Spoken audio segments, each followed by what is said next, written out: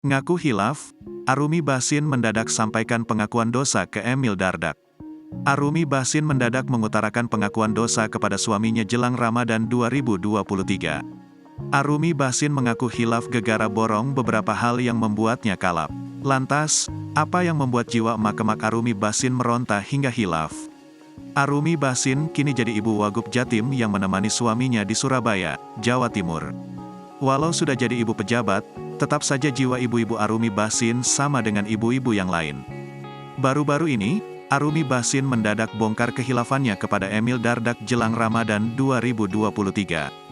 Dalam video tersebut, Arumi Bachsin tengah berkunjung ke sebuah tempat yang memproduksi peralatan masak berbahan enamel. Arumi menyebut tempat yang akan dikunjunginya adalah surga bagi para ibu-ibu.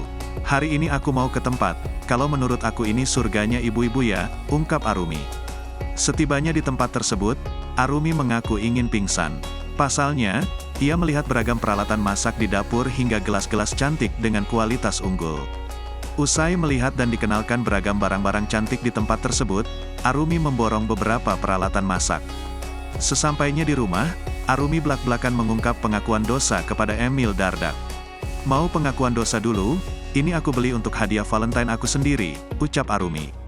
Rupanya, Arumi Bachsin membeli beberapa peralatan masak dan teh yang berbahan tembaga.